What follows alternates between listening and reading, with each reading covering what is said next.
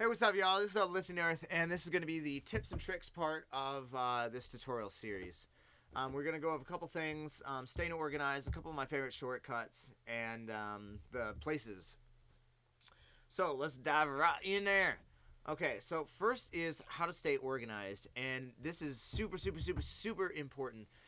Staying organized will make your time looking for things down. You'll know right where to put stuff. You won't have to go hunting around your hard drive for anything, and that's what I'm talking about, staying organized. So I'm going to show you my my Ableton folder really quick. So the first thing that I did was I made a Ableton folder inside of my documents, and this is where I put everything Ableton related on it. So I keep all my acapellas in this folder. I keep all my instruments. These are for contact. All my instruments are in there. This is, Live's thing. These are all my live things that I do. I have a couple songs that I play live, and I can do it there. This is where I keep all my manuals. I like to read user manuals. I highly suggest anytime you get something new, read the user manual. If you haven't read the Ableton user manual yet, read the user manual. Can't stress that enough. I love reading manuals. I tell you everything you need to know. Next, this is my Max for Live folder. This is where, I designed a couple things in Max. This is where I keep all my MIDI. Right here, I have a whole bunch of MIDI. Sometimes I'll take, MIDI for inspiration or whatnot. Take it, chop it up, rearrange it, that type of thing, right? Cool.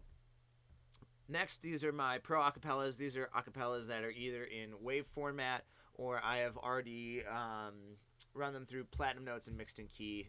Both awesome programs. Check those out. Next, this is my projects folder. I'll go over that in a second.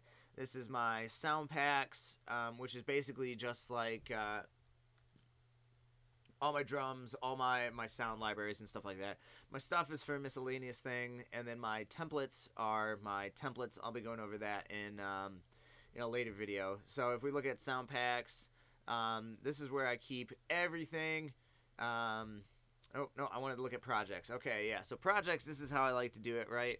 I have all my different projects in here. This is my Uplifting Earth folder. I like to keep things color-coded. Highly recommend color coding. So, for example, how I set mine up is that if it doesn't have a color, then it's pretty much just like a rough idea. If it's gone blue, that means I've done at least some editing to it. If it's purple, that means it's almost done, and then if it's green, then it's done. And then that's how I keep track of what's going on in all my stuff. This is my archive folder. I'll talk about the archive when I talk about arrangement and stuff like that, and why I have an archive folder. So that's how you stay organized, and the absolutely best way to do it is places right here. I cannot suggest this high enough. Absolutely add a folder, add your projects folder to it. Do your projects folder right there, and it's for this simple reason right here. I can click on my projects folder. I can go into let's say this song, right? I can open it up, and here is everything that's in this song, right? Which is amazing because what I can do is I can just go, I can just grab any of these boxes, right? And I can just drag them onto my timeline. Boom! All my boxes are on my timeline.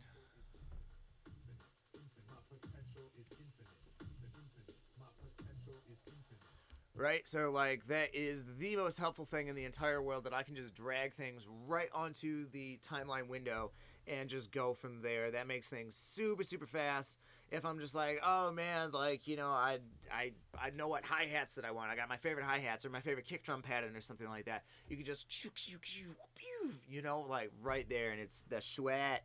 All right? Okay, yeah, all right, we're excited. Okay, so that's basically places. I do that for my sound packs, my MIDI, my music, when I'm DJing, and then also this is Mandelball, where I'm experimenting with 3D fractals, and I want to try to use those as some live things. So next, I want to go over shortcuts. That's right. So the first one is it's Command Option, and these things will make your life so much easier. So if you do Command Option B, it's going to close and open the browser. which is gonna save you a billion seconds of time, which will add up to hours, which will add up to years, because you all will be playing with this forever. So that's Command Option B, right? And then the next one is Command Option L. Command Option L brings up the lower one. So that's how I like to think of it, is Command Option L is for the low, Command Option B is for the browser. Those two are my favorite shortcuts in the entire flippin' world. It allows you just to move things out of the way really quickly, see what's going on. Another shortcut that's super helpful is the FN arrow, right? So like, let's say, I'm like over here in this part of the song and everything like that, right? All good and stuff, and I want to go back to the beginning. Well, I could hit stop twice to go back to 111, or I could just hit FN arrow left and boom, right back to the beginning. Don't have to worry about my mouse. My hand can be on my keyboard at all times. Let's see, some other really good shortcuts to know, and just like very, very quick without going like too crazy in the short. I don't want to give you too many shortcuts, but just what's that, 1, 2, and then yeah. So I'll give you 2 more shortcuts. For this, we're gonna go into let's go back into infinite potential, and we'll grab these guys. What I'm looking for is some mini notes. So right here, when I bring this up, I can see, the MIDI that I put in and everything. Command A to grab everything. Simple shortcuts, same with everything else. I'm not going to go over those if you know that. And then if you hold Shift and then hit the arrow key, you can move it up octaves. Which, woo! Like instead of dragging something, you can just Shift arrow up, and I can be like, whoa, whoa, whoa, whoa, whoa, whoa, whoa, whoa, whoa, whoa, whoa, whoa, whoa, whoa. All that good stuff. So that is super, super helpful.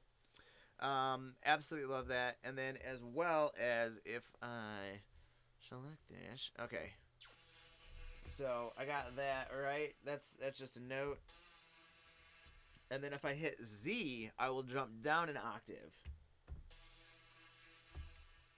Oh, why am I not jumping down an octave? Okay. Same thing with X. Okay, so X to move up octaves, Z to move down octaves.